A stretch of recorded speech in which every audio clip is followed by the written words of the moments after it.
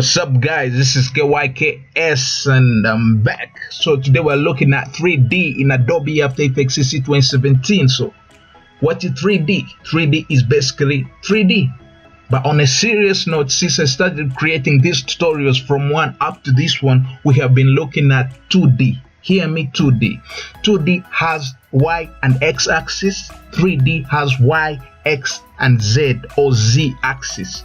If I'm confusing you, I think you will understand it better if I start by demonstrating. So I've already created my composition. It's called or named 3D. I've also created a layer which has Buzen, as you can see it on your interface. So this is the layer that we are going to be transforming into 3D. So now, if you want to create a 3D object, there is an icon in your timeline panel, which is a cube. It's like a cube. Basically, it's a cube. And if you cannot see it, it's either hidden or you cannot see it. So if you cannot see it or if it's hidden, you come to the left bottom part of your After Effects. There are these three icons. There's what we call the layer switches pane or the first icon.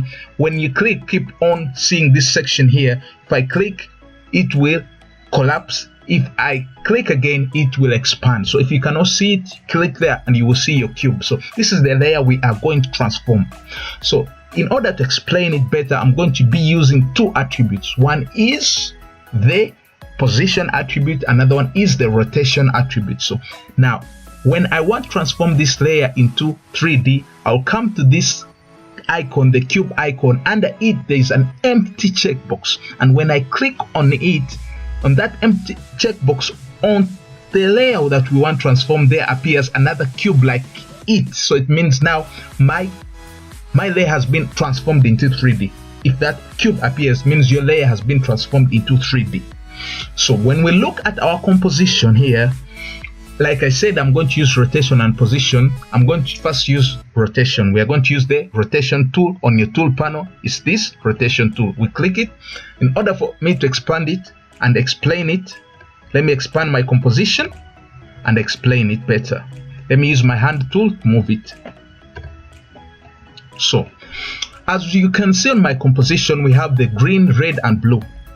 This green one is the y-axis, the red is the x-axis, the blue is the z-axis. When I click on my rotation and I hover my cursor on top of the arrow, the green arrow, it shows me the letter Y, which means y-axis. If I hover on the red one, it brings the X letter. If I hover on the blue one, it brings the Z letter or Z letter. So let's go back to our formation. At 33%, use the hand tool, which is this one here, and move it to the position that you want it to. And again, select your rotation tool. So we're going to rotate it along this axis or axes in order for you to understand. We're going to start with the Y. So if I click on the Y and drag, you see that my word is rotating around the Y axis. If I come to the X axis and I move it, we can see that the word is rotating along the x-axis. If I come onto the green one, we see that the word is also rotating along the green axis. So that is the rotation. I want to explain it more using the position because I feel like it explains more. So let's first transform it back to 2D by unchecking the 3D icon. It goes back to 2D. 3D, it has three axes. 2D, it only moves left, right, top and bottom. So now we are going to use the position. Now if you want to access the position, you either come drop down here, the position attribute, you come and use this position, or if you want it in a single format, you click P on your keyboard. As you can see, they are brought for us the position attribute. Now this position attribute has two values. One is the x-axis, one is the y-axis, because it's still in 2D. If I drag and hover, we see that the word on a composition moves along the x-axis. If we go to the second value, it too moves along the y-axis. They are separated by a comma. But if I transform this layer into 3D and click and it appears, we see that they have added another value with a comma, which is 0.0, which is the z-axis. If I hover on it, we can see that if I hover on it and I drag it to the positive end, it goes away from us into inside our composition. If I go to the drag and if I drag my value to the negative section, the word appears or moves closer to you or to us. So it's moving along the Z axis. The others are the Y axis and the X axis. So this can be very important and crucial. For example, let me do something that is very nice here. I want us to first let's first rotate it at an angle along the X axis. No, not along the X axis. I think we are going to rotate it we're going to rotate it along the Y axis, and I'm going to reduce its size by selecting the selection tool, click shift for proportion reduction, and I want that size. Let's rotate it more. This is too much. I think that's enough. And also let's duplicate it by Control D on your keyboard, Windows, and I've created for us another one. And let's move it.